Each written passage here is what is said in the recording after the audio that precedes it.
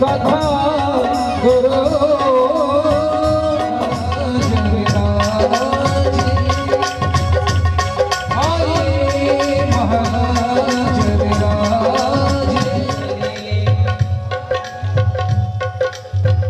भाव सहित गुण गाई, भाव सहित गुण गाजवे माझे।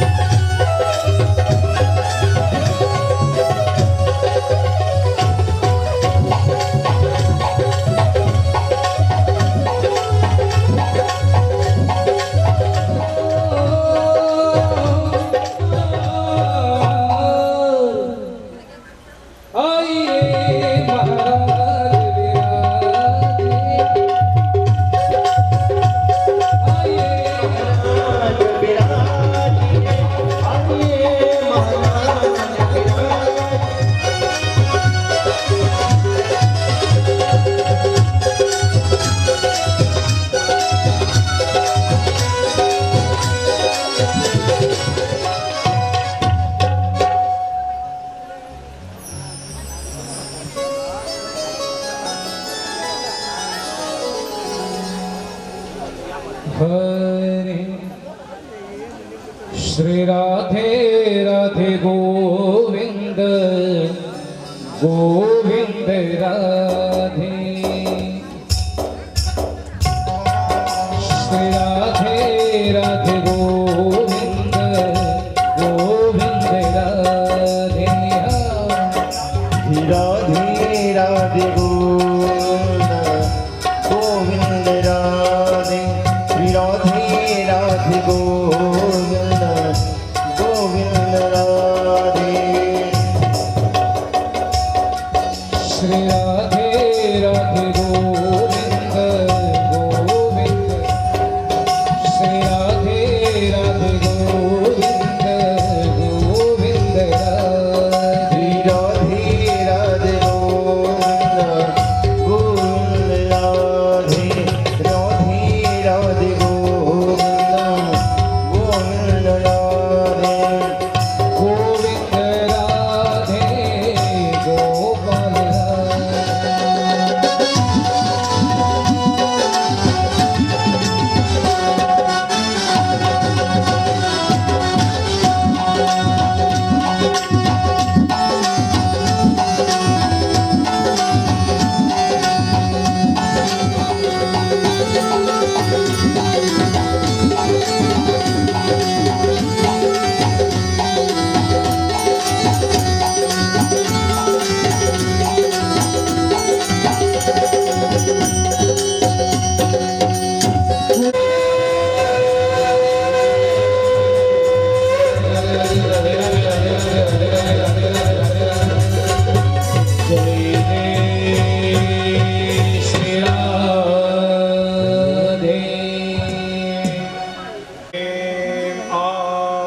वैवस्वताय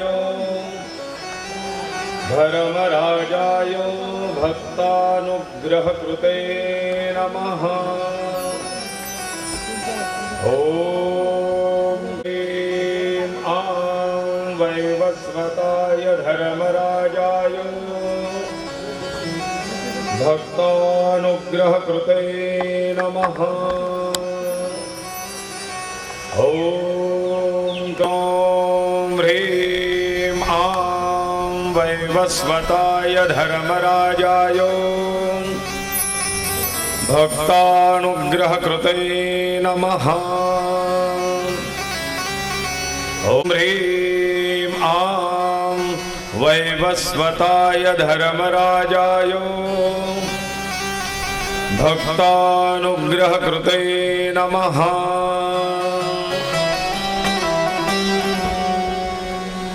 नमाम्यहं गणेशं त्वं पार्वतीनन्दनं शुभं विनाशयति विघ्नान्नो कार्यसिद्धिं प्रयश्च मे गणनाथ सरस्वती रवि शुक्र बृहस्पति पंचैतां स्मरे नित्यं वेदवाण्यों प्रवर्तये गुरुर्ब्रह्मा गुरुर्विष्णु गुरुदेवो महेश्वरा गुरु साक्षात् परब्रह्म तस्मै श्री गुरवे नमः मुखं करोति वाचालम् पंगुं लंघयते गिरिं यत्कृपातमहं वन्दे परमानन्दमाधवम् अतस्य पुष्पसङ्काशम् पीतनिर्मलवाससम् ये नमस्यन्ति गोविन्दं न तेषां विद्यते भयम् नारायणं सहस्राक्षं पद्मनाभः पुरातनं प्रणतोऽस्मि वृषीकेशम् किं मे मृत्यो करिष्यति वचन ऐका कमलापती माझे रंकाच विनंती कर जोडितो कधे काळी आपण असावे जवळी नमस्यामि हरिं रुद्रं ब्रह्माणं च गणाधिपं देवीं सरस्वतीं चैव मनोवाक्करमभिः सदा गोपाल कृष्ण भगवान की जय। श्री गणेशाय नमः श्री सरस्वत्यै नमः श्री गुरुभ्यो नमः मातृपितृ गुरुचरण कमलेभ्यो नमः।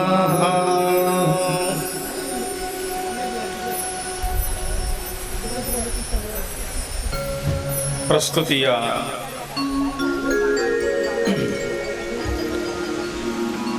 जीवात्म्याची कथा अर्थात कर्माचा सिद्धांत या पुण्य पावन कथेच्या चतुर्थ दिवसाला आपण आरंभ करीत आहोत।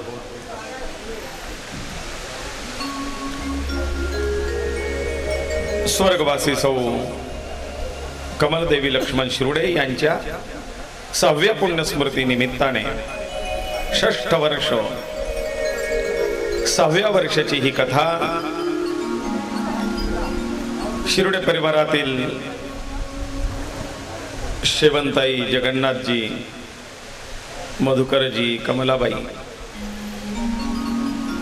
या सगळ्यांना मोक्षप्रद ही कथा ठरो। ज्याप्रमाणे सगराच्या वंशातील भगीरथाने स्वर्गस्थ गंगा पृथ्वीवरती आणून आपल्या पूर्वजांना सद्गती प्रदान केली, परिवारातील लक्ष्मण शेठ या विभूतीने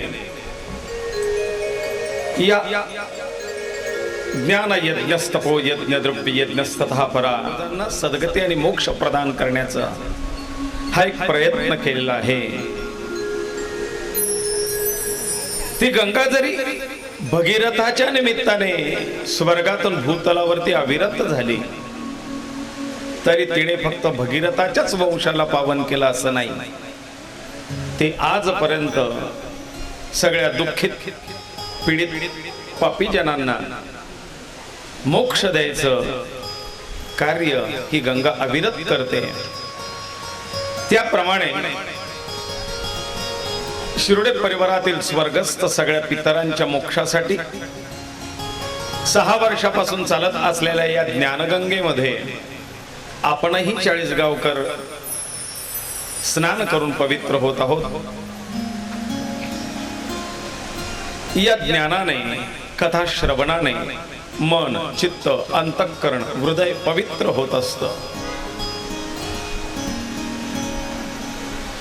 चांगल्या विचारांच्या देवाणघेवाणीने हृदय पवित्र होतं, मन पवित्र होतं, अंतःकरण पवित्र होतं.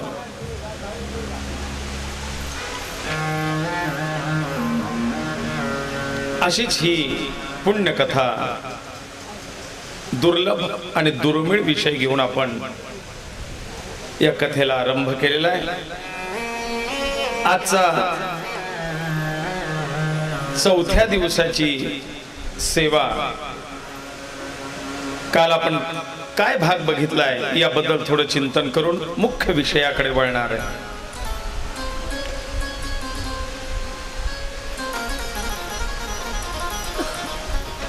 काल जीवनातला आचार धर्म, मनुष्याचं दैनंदिन जीवन आणि त्याच्यातलं आचरण कसं असावं, अगदी सकाळच्या पहिल्या भूपाळीपासून कराग्र वसते लक्ष्मी इथून सुरुवात होते, तर रात्री अंथरुणावर बसल्या बसल्या कृष्णाय वासुदेवाय हरे परमात्मने प्रणतः क्लेशनाशाय गोविंदाय नमो नमः अशी प्रार्थना म्हणत त्या भगवान परमात्म्याचं एक आभार व्यक्त करणं. हा दिवस तुझ्या कृपेने सुखाचा, समाधानाचा, आनंदाचा गेलाय. असाच दिवस उद्या माझ्या आयुष्यात उजाडो. आजच्या दिवसात ज्या काही चुकीच्या गोष्टी, वाईट गोष्टी घडल्या असतील,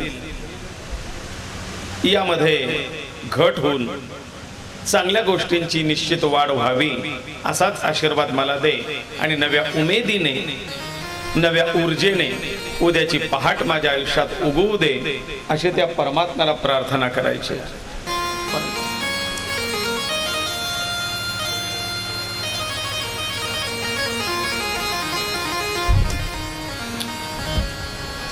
ही प्रार्थना करून त्या छोट्या मृत्यूचा अनुभव घेणं म्हणजे गाढ निद्रेत जाणं. निद्रा समाधी स्थिती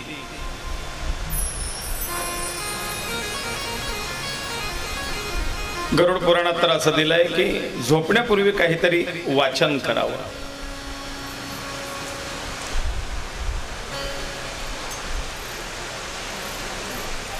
वाचन हा एक उत्तम पर्याय होता झोपेसाठी. वाचता वाचता लवकर झोप येते आणि म्हणून रात्री काहीतरी 2 पानं वाचन करावे. ज्ञानातही भर पडते. सर तिकडनं खुणवताय आजकालचं वाचन मोबाईल वरती होतं म्हणले, पण त्याच्याने झोप उडते. टपकन मोबाईल पडला की मग कळतं झोप लागायला लागली.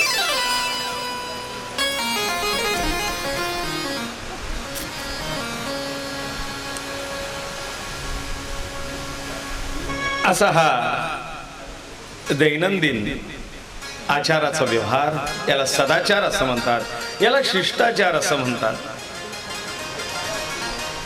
वैयक्तिक जीवन पहाटे उठल्यापासून रात्री झोपेपर्यंत गृहस्थाश्रम कसा असावा, ब्रह्मचर्य आश्रम, विद्यार्थी दशा कशी असावी, या सगळ्या गोष्टी आपण कालच्या कथा भागामध्ये अनुभवल्या, अभ्यासल्या. वानप्रस्थीचं जीवन, संन्यासाचं कर्म धर्म, 4 आश्रम जे दैनंदिन जीवन आहे. ब्रह्मचार्याची दैनंदिनी वेगळी, गृहस्थाश्रमाची दैनंदिनी वेगळी, वानप्रस्थाची दैनंदिनी वेगळी आणि संन्यासाची दैनंदिनी वेगळी. त्याप्रमाणे त्याने आपलं दैनिक आचरण करावं.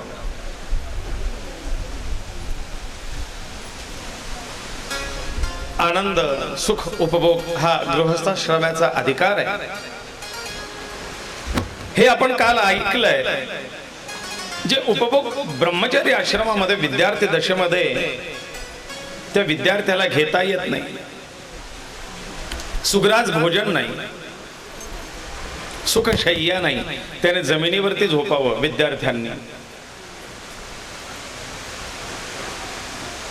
विद्यार्थी दशेचे फार छान नियम दिलेले आहेत.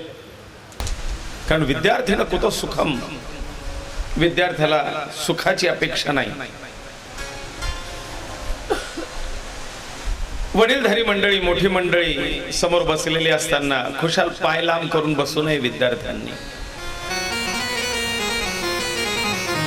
घरच्या मुलांना लावण्याच्या या शिस्ती आहेत.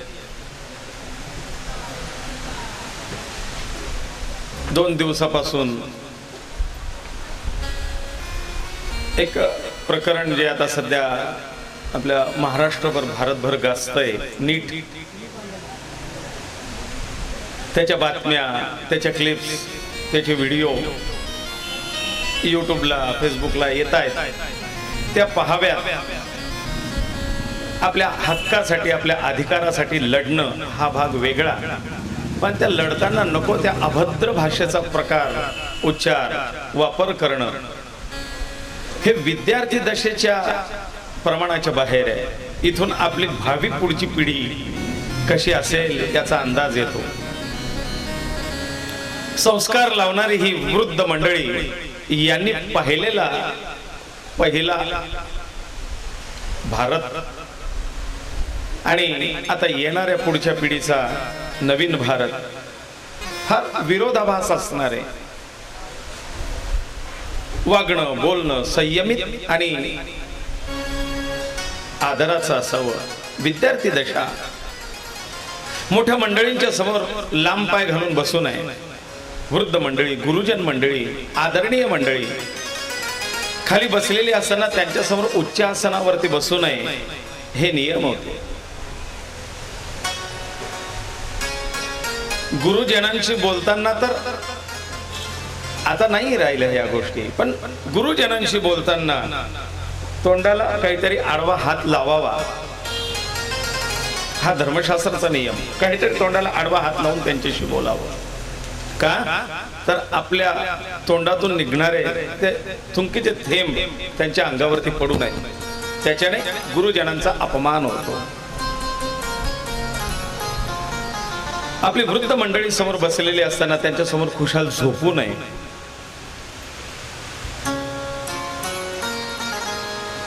विद्यार्थी दशा फार कठीण, जी रामरायाने अनुभवली, जी भगवान गोपाल कृष्णाने अनुभवली. तो जगद्गुरु, तो जगतपिता, पण तरीही संदीपनी ऋषींच्या आश्रमामध्ये लाकडं वेचण्याकरता वनात जायचा. ही गुरु शिष्य मर्यादा आपण बघितलंय. वानप्रस्थ, संन्यास, गृहस्थाश्रम आणि ब्रह्मचारी आश्रमाचे नियम काल आपण अभ्यासले. धन्य गृहस्थाश्रम, गृहस्थाश्रम कसा असावा याबद्दलचे काही नियम बघितले. उपभोग घेण्याकरता गृहस्थाश्रम निश्चित आहे, पण त्याचा अतिरेक नसावा. धन कमवावं, धन खर्च करावं, त्याचा आनंद घ्यावा. छान शौकीन कपडे वापरावे, छान सुग्रास भोजन करावं, हा अधिकार आहे गृहस्थाश्रमाचा. तो राजयोग आहे. पण कुठल्याही गोष्टीचा अतिरेक गृहस्थाश्रमात टाळावा असं हे पुराण सांगतं. काय होतं? भोगे रोग भयं कुलेच्युति भयं वित्ते नृपालाद् भयं.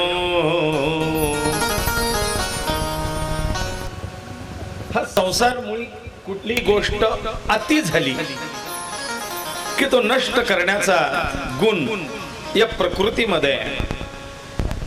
अति झालेली कुठली गोष्ट आपोआप नष्ट व्हायला लागते. झाड उंच वाढलं की आपोआप त्याच्या फांद्या तुटून पडायला लागतात.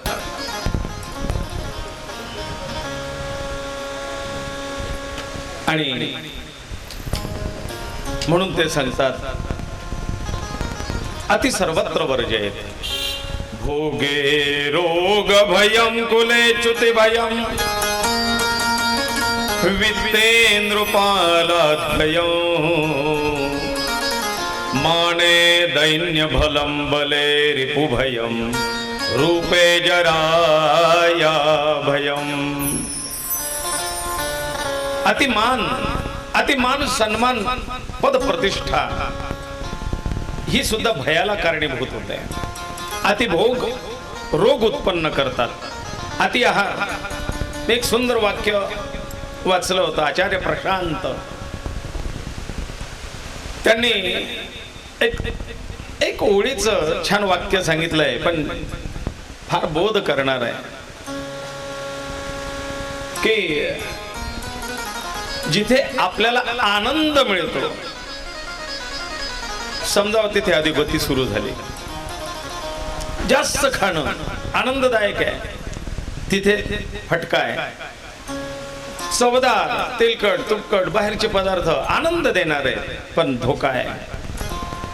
जी ही गोष्ट तुम्हाला आनंद निर्माण करणारी या प्रपंचातली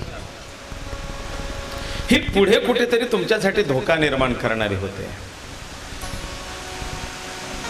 आणि म्हणून या संसारात या प्रपंचात अत्यानंद हा धोकादायक आहे, त्रासदायक आहे.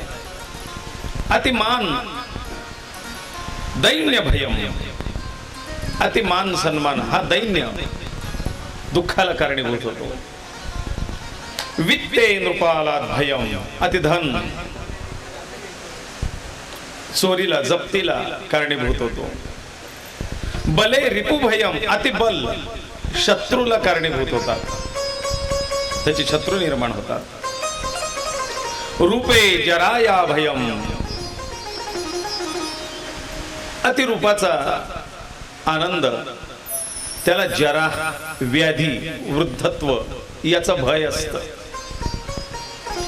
शास्त्रे वाद भयम गुणे खल भयम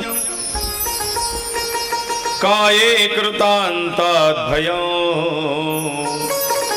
शास्त्र जिथे शास्त्र चर्चा आहे तिथे शास्त्राच्या वादाचं भय आहे. गुण आहे तिथे खल दृष्ट लोकांचं भय. सद्गुणाला ते हाणून पाडण्याचा प्रयत्न करतील. काय कृतांतात भयम. काया म्हणजे शरीर याला कृतांताचं त्या यमाचं भय आहे. सर्वं वस्तु भयान्वितं भुवि नृणां वैराग्यमेवा भयम. या भूतलावरती या संसारामध्ये सगळे गोष्टी भयाला कारणीभूत आहे. फक्त निर्भय व्हायचं असेल तर वैराग्य असावं. वैराग्य म्हणजे काय? सोडून देता यावं म्हणजे भय नाही. एका घारीचं उदाहरण दिलं त्यांनी. एक ससाणा एक पक्षी तोंडामध्ये मांसाचा तुकडा घेऊन आकाशातून उडत होता. त्यावेळेला त्याच्यावरती काही ससाने मांसाहारी पक्षी घारी सारखा त्याने त्या पक्षावरती हल्ला टाकला. ते त्याला मारू लागले चोचीने. त्या पक्षाच्या लक्षात आलं की हल्ला आपल्यावरती नाही आहे, आपल्या तोंडात असलेला त्या मांसाचा तुकडा आहे. त्याच्यामुळे आपल्या जीवाला भय आहे. ते सोडून देता आलं पाहिजे. म्हणून त्याने तो मांसाचा तुकडा तोंडातून सोडून दिला. ते सगळे सशाने त्या मांसाच्या तुकड्याच्या मागे खाली गेलेत आणि हा पक्षी निर्भय झाला. ज्याच्यापासून पुढे भय उत्पन्न होणार आहे, पीडा उत्पन्न होणार आहे, त्या गोष्टी वेळीच सोडून देता आल्या पाहिजे.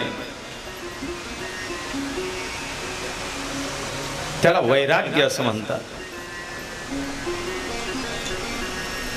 म्हणून वैराग्याचा पुतळा.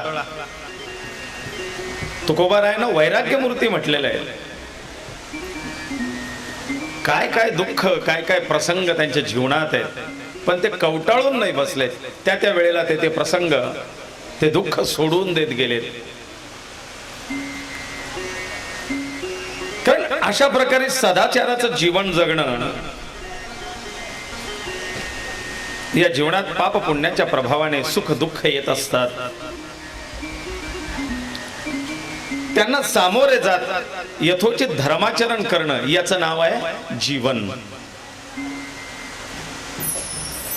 आपल्या जीवनातल्या या दोन महत्वपूर्ण घटना आहेत. एक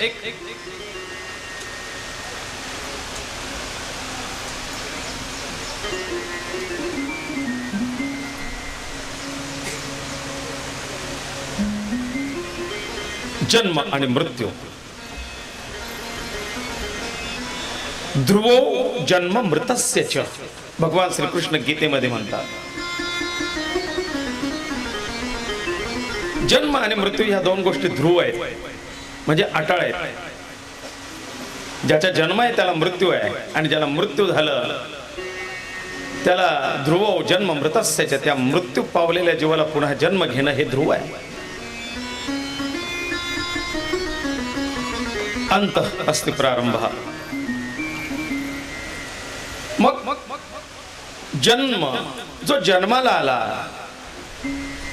जो या सृष्टीत या भूतलावरती आविर्भूत झाला, त्याला नाव दिलं जन्म. त्याच्यामध्ये फार छान रहस्य आहे बघा. आजच्या दिवसापासून आपण जन्म मृत्यू, आतापर्यंत जीवन जगलो, या जीवनातून आता मृत्यूकडचा प्रवास सुरू झालेला आहे आपला. मृत्यूचं रहस्य समजून घ्यायचं आहे.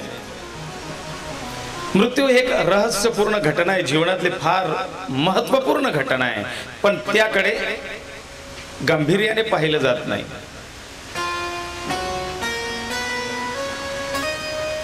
जन्म, त्याला नाव दिलंय जन्म. ज पूर्ण, न अर्धा, आणि पुन्हा म पूर्ण. ज म्हणजे जन्म आणि म म्हणजे मृत्यू. या मध्ये जो कालखंड आहे ना, याला जीवन असं नाव आहे. जन्माला आला, आविर्भूत झाल्यापासून, ज पासून तर म पर्यंत म्हणजे मरणापर्यंत जे मधलं अंतर आहे, याला नाव आहे जीवन. हेच जीवन आहे, हे आयुष्य आहे. पण त्याच्यात जो न आहे ना, हा तुमच्या त्या जीवन जगण्याचं महत्व सांगतो. तो सांगतो की हे जे मधलं आयुष्य आहे ना, हे स्थिर समजू नका, हे नश्वर आहे. म्हणून न. मग हे नश्वर शरीराचा अभिमान न करता ते नम्रपणे जीवनाचा आनंद घ्या. जीवनात नम्रतेने जगा, म्हणून न आहे. आणि हे जीवन जगता जगता ज्या परमात्म्याने हे अंतर तुमचं ठरवून दिलेलं आहे, त्याचं सदोदित नामस्मरण करा, म्हणून न आहे.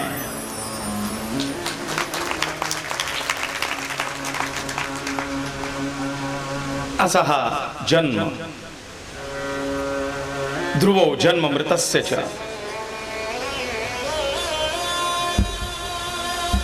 हे जीवन सदाचाराने यापन करणं म्हणजे खरं आयुष्य जगणं आहे.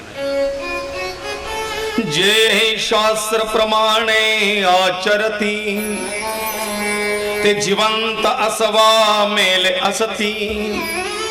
परित्यासी दुर्गती, न घडे निश्चिती कधीही.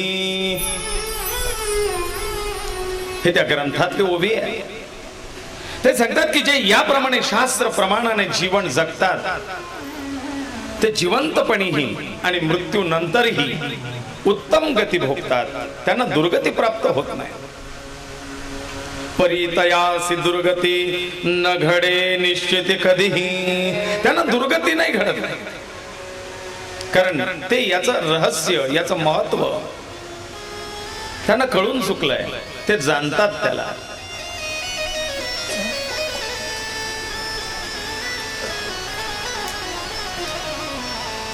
आणि तरीही ज्यांना वाटतंय की आपल्या जीवनात काही दोष काही पातक घडले, घडू नये ते घडले देवा पूर्व आयुष्यात, तर त्यांनी मृत्यूच्या पूर्वी अवश्य एक प्रायश्चित्त विधान आहे ते करावं. त्याला पूर्वांग प्रायश्चित्त असं म्हणतात. परंतु ज्याच्या जीवनात पूर्वांग प्रायश्चित्त घेतलं गेलं नाही आणि मृत्यू आला, तर अशांच्या त्या जीवात्म्याच्या पापमुक्तीसाठी मृत्यूनंतर केलं जातं त्याच्या पुढीलांनी मुलांच्या हातून, जो अधिकारी आहे त्याच्या हातून, त्याला उत्तरांग प्रायश्चित्त असं म्हणतात. म्हणून त्याला आपण उत्तर क्रिया असं म्हणतो. जो याप्रमाणे सदाचाराने जीवन जगलाय, ज्याने पूर्वांग मृत्यूपूर्वीच सगळे प्रायश्चित्त घेतले आणि आनंदाने त्या मृत्यूला सामोरं गेलाय, त्याला मृत्यू नंतर प्रायश्चित्त आणि ह्या क्रियाची गरज नाही. तो मुक्तपणे वैकुंठ लोकाला संचार करतो, भगवंताच्या स्वाधीन होतो. यत्ने पातक वर्जावी घडता प्रायश्चित्ते घ्यावी. प्रयत्न करावा की आपल्या हातून पातक होणार नाही, दोष होणार नाही, पण होतात म्हणून त्याच्यासाठी प्रायश्चित्त घ्यावं. प्रायश्चित्ताचे काही प्रकार दिले आहेत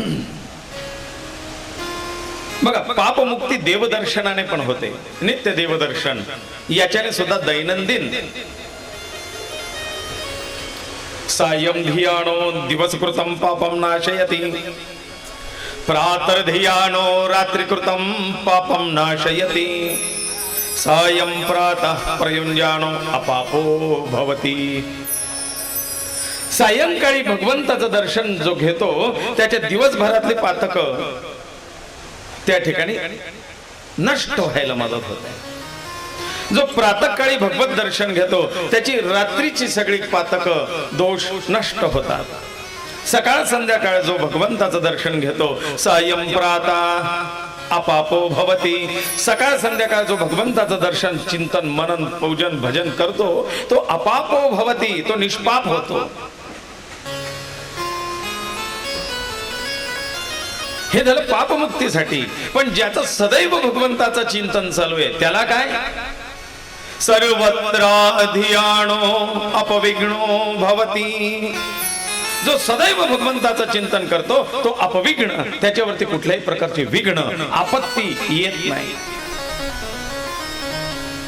आणि म्हणून देवदर्शन. दुसरं प्रायश्चित्त सांगितलेलं आहे गंगा स्नान. गंगा पापम शशीतापम दैन्यम कल्पतरुस्तथा. गुरुचरित्र. पापम तापम च दैन्यं च हरती गुरु संगती. पहिली गोष्ट गंगा स्नान, तीर्थ स्नान. वाची म्हणता गंगा गंगा सकळ पापे जाती भंगा. फक्त गंगा नामस्मरण, मुखाने गंगा गंगा म्हटलं तरी सुद्धा पापमुक्ती होते. गंगा स्नानाने सुद्धा पापमुक्ती होते. तिसरं प्रायश्चित्त सांगितलेलं जीवनात तीर्थयात्रा घडाव्या.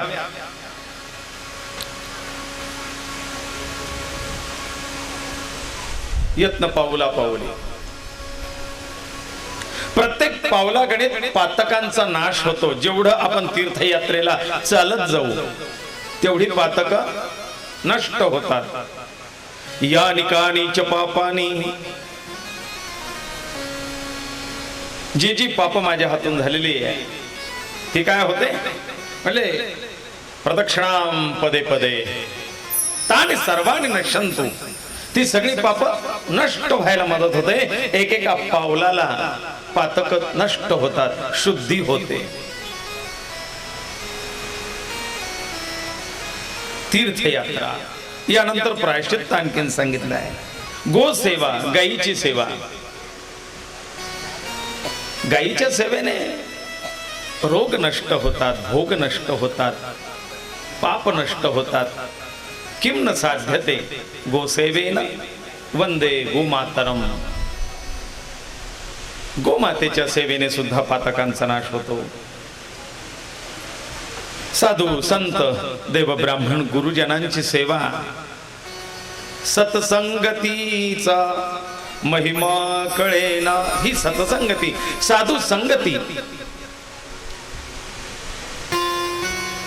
साधू दर्शन मात्रेनं पापहानी भविष्यती. साधूंच्या, संतांच्या, गुरूंच्या दर्शनाने पापाचा नाश होतो, शुद्धी होते. एक प्रकार आणखी शास्त्रात सांगितलेला आहे, पंचगव्य प्राशन. गाईचं शेण, गाईचं गोमूत्र, गाईचं दूध, गाईचं दही आणि गाईचं तूप, या 5 गोष्टी विशिष्ट प्रमाणामध्ये एकत्र करून काशाच्या थाळीमध्ये ते द्रावण तयार केलेलं, दर्भाच्या काडीने त्याच्यामध्ये तीर्थजल किंवा चांगलं शुद्ध पाणी घालत ते ढवळायचं आहे. आणि ढवळताना मंत्र म्हणायचा आहे, गोमूत्रम गोमयम क्षीरम दधिसर्पी कुशोदकम. या सगळ्यांच्या एकत्रित करणाने ज्याप्रमाणे गवताच्या गंजीला, गवताच्या ढिगाला एक ठिणगी लागावी, ते गवताची संपूर्ण गंजी जळून भस्म व्हावी, त्याप्रमाणे यत्वगस्ति गतम पापम देहे तिष्ठति मामके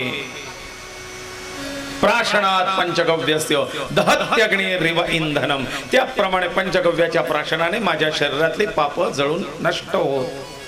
पंचगव्य हे हाडापर्यंत पोहोचलेल्या पातकांना नष्ट करण्यास समर्थ आहे, असं आयुर्वेदही सांगतं. नंतर एक प्रकार सांगितलाय, चांद्रायण व्रत. चांद्रायण व्रत असं आहे, आमचे पिंटू दादा येवले, नितीन भाऊ त्यांनी केलेलं आहे चांद्रायण व्रत. खूप कमी लोकांना चांद्रायण व्रताबद्दल माहिती आहे. प्रायश्चित्त आणि त्याचे रिझल्ट त्यांना मिळाले. फक्त शुक्ल प्रतिपदेपासून कृष्ण प्रतिपदेपर्यंत 1 महिन्याचं हे व्रत आहे. शुक्ल पक्षाच्या प्रतिपदेला, प्रतिपदा म्हणजे 1 अंक, त्या दिवशी फक्त 1 मूठभर अन्न खायचं, पूर्ण दिवस उपवास. द्वितीयेला 2 घास, तृतीयेला 3 घास, चतुर्थीला 4, असं वाढवत वाढवत पौर्णिमेपर्यंत 15 घास अन्न घ्यायचं. पौर्णिमेनंतर पुन्हा 14, त्रयोदशी, द्वादशी, एकादशी, दशमी, नवमी, अष्टमी, सप्तमी, एक घास कमी करत करत करत अमावस्येला पूर्ण निराहार. हे 1 महिन्याचं व्रत आहे. याला चांद्रायण व्रत असं म्हणतात. हे एक प्रायश्चित्त आहे शास्त्रात दिलेलं. नंतर आणखीन काही प्रायश्चित्त दिले, त्याला दशमहादान असे म्हणतात. त्याच्यात भूदान, भूमिदान, गोदान, सुवर्णदान, वस्त्रदान, पात्रदान, दीपदान, कुंभदान, छत्रदान, धान्यदान, ही जी 10 प्रकारची दान आहेत, हे एक प्रायश्चित्त आहे जे तुमच्याकडनं उत्तर कार्यामध्ये केलं जातं. का ते देणं आहे, तर या पुराणांमध्ये त्याचा उल्लेख आहे. हे एक प्रकारचं प्रायश्चित्त आहे. कशासाठी ते प्रायश्चित्त आहे ते पुढे ऐकायला मिळेल तुम्हाला. ज्या वेळेला त्या जीवात्म्याच्या प्रवासाला सुरुवात होईल, त्यावेळेला केलेली ही एक दानं तुम्हाला काय पुण्य देते याचं महत्व कळणार आहे. त्याच्यानंतर जप, नामस्मरण, ज्याला हे व्रत करणं, चांद्रायण करणं, तीर्थयात्रा करणं, ब्रह्मंती ह्या गोष्टी शक्य नाही, त्यांनी रोज ठरलेला जप एक विशिष्ट संख्येमध्ये, ओम नमो भगवते वासुदेवाय, काहीतरी प्रायश्चित्त म्हणून एक जप गुरूंच्या मुखातून नाम घ्यावं आणि त्याचा रोज नित्य जप करावा. ते पण एक प्रायश्चित्त आहे. आणखीन दैहिक प्रायश्चित्त म्हणजे सेवा. मी रोज आमच्या कॉलनीतलं एक मंदिर आहे, ते रोज झाडलोट करीन, झाडून पुसून स्वच्छ करत जाईन, मंदिरात सडा सारवण करत जाईन. हे रोज केलेलं कार्य, सेवा म्हणजे एक प्रायश्चित्त आहे. आता एका व्यक्तीचा फोन होता महिनाभरापूर्वी, अधिक महिन्याच्या आधी. त्याच्या हातून एक विशिष्ट पाप झालं आणि मला फोन केला, गुरुजी माझ्या हातून पाप झालं, पण मला त्याचा पस्तावा आहे, माझ्या हातून असं घडायला नको होतं. याच्यासाठी काही मार्ग सांगा. म्हटलं मार्ग, प्रायश्चित्तेंदू शेखरम नावाचा एक ग्रंथ आहे, ज्याच्यावरती सगळ्या पापाचे परिमार्जन, त्या पापाचं फळ, त्याचे दोष काय आणि त्याच्यावरती काय केलं पाहिजे म्हणजे प्रायश्चित्त, तर असा एक ग्रंथ आहे. तर त्यानुसार त्याला रोज सकाळी ताजं गाईचं गोमूत्र पिणे, गोमूत्र घालून स्नान करणे आणि रोज आपल्या घराच्या जवळ असलेलं एखादं विष्णू मंदिर किंवा शिवालय याची झाडलोट करणे, सडासारवण करणे आणि तिथे देवाजवळ बसून एक विशिष्ट मंत्र दिलाय प्रायश्चित्ताचा, याचा जप करणे, हे चालू ठेव. ती व्यक्ती करते, समाधान आहे आणि प्रायश्चित्ताची भावना आहे. पुन्हा पाप करणार नाही याची शुद्धी मनात आहे की नाही, मी काहीतरी करतोय, माझ्या हातून चूक झाली म्हणून मी काहीतरी प्रायश्चित्त करतोय. पुढे त्यांनी सांगितलंय सेवेच्या नंतर उपोषण, विशिष्ट उपवास करणं म्हणजे प्रायश्चित्त आहे. चतुर्थी आहे, एकादशी आहे, चातुर्मासाचे उपवास आहेत, श्रावणाचे उपवास आहेत. हे उपोषण करणं म्हणजे एक प्रकारचं प्रायश्चित्त आहे, देहदंड.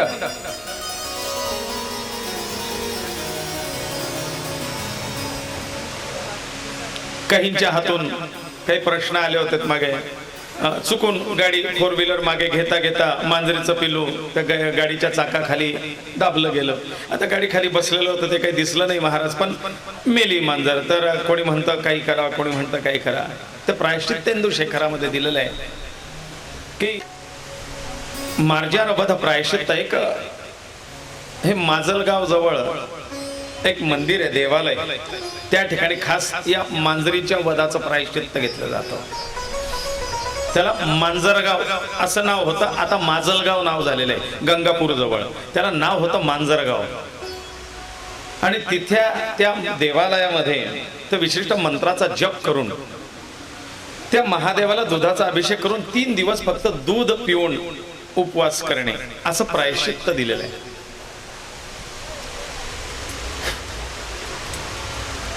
काय होईल त्या प्रायश्चित्ता नाही ते माहिती नाही, पण निदान मनात ती अपराधाची भावना येऊन मी त्या चुकीबद्दल काहीतरी दंड घेतोय, याच्याने मनाची शुद्धी तरी निश्चित होईल. अपराधीपणा येऊन पुन्हा अशी चूक माझ्या हातून होणार नाही याबद्दलचा ठाम निर्णय तरी त्याच्या मनात होतो. उपोषण, देहदंड, द्रव्यदंड, प्रायश्चित्त विधी 19 तारखेला लक्ष्मण अण्णांच्या केला गेला. क्षौर केलं गेलं, केस दिले गेले.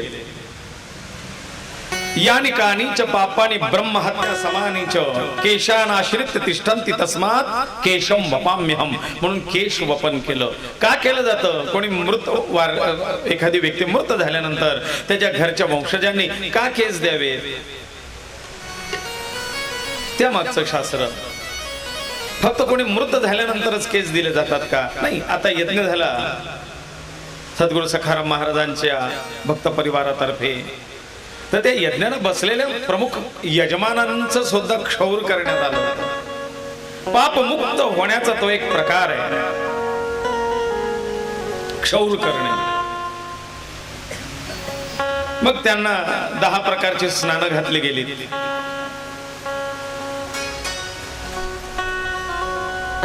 क्षौर झालं, नंतर शेणाचं स्नान झालं, गोमूत्राचं स्नान झालं, तुळशीतल्या मातीचं स्नान झालं, भस्माचं स्नान झालं, पंचगव्याचं स्नान झालं, फलाचं स्नान झालं, औषधीचं स्नान झालं. असे 10 प्रकारचे स्नान त्यांना झाले. सोनं उकळून किंवा गरम पाण्यात सोनं टाकून त्या सुवर्णाच्या पाण्याने हिरण्य स्नान त्याला असं म्हणतात. त्यांनी त्यांच्या गळ्यातली ती सोन्याची माळ होती ती तोडली, त्याचे ते मणी त्या पाण्यात. हिरण्य स्नान, कुशोदक दर्भाच्या पाण्याने स्नान, तीर्थ स्नान, असे 10 स्नान झालेत. याला प्रायश्चित्त नाव. आणि मग या कथेला आरंभ. ही एक रीती आहे, कथेची पद्धती आहे. नुसतं गप्पा मारणं म्हणजे भागवत नाही, नुसते गप्पा मारणे म्हणजे कथा नाही. त्याची मूळ संस्कृत संहिता असावी, त्या देवतेचं अधिष्ठान असावं, त्याचं नित्य पूजन असावं, त्यासाठी अधिकारासाठी त्या व्यक्तीने घेतलेलं व्रत असावं. 7 दिवसाचं व्रत घेतलं जातं. आता शिरोडे परिवारातलं एखादं, त्यांच्या नातेवाईकातली एखादी व्यक्ती मृत झाली तरी त्या व्यक्तीला सुतकाचा दोष नाही. त्यासाठी केला गेलेला तो विधी आहे. का करावा तर 7 दिवस इथे कोणाचं काय होईल एका दिवसात सांगता येत नाही. मग 7 दिवसात जर माझ्या परिवारात, माझ्या नातेसंबंधात कोणी वारलं आणि त्याचं सुतक आलं तर कथा, मग मला दोष. मग त्या दोषमुक्तीसाठी आधीच बंधन करून घेतलेलं व्रत ते म्हणजे प्रायश्चित्त.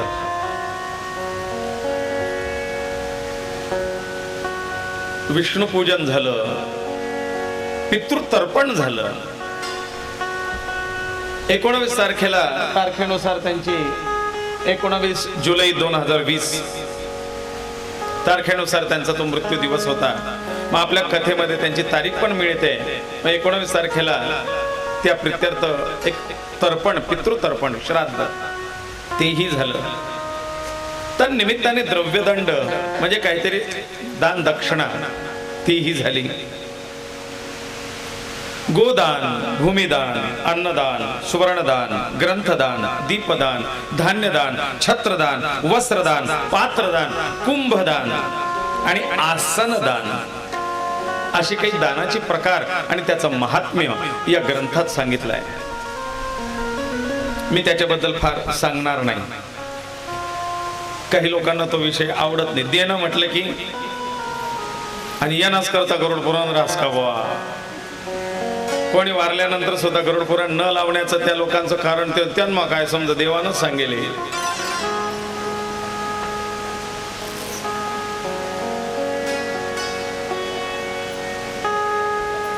पण त्याचे काय महत्व आहे, ते कशासाठी आहे, त्याचं रहस्य, त्याचं महात्म्य या पुराणात येत आहे.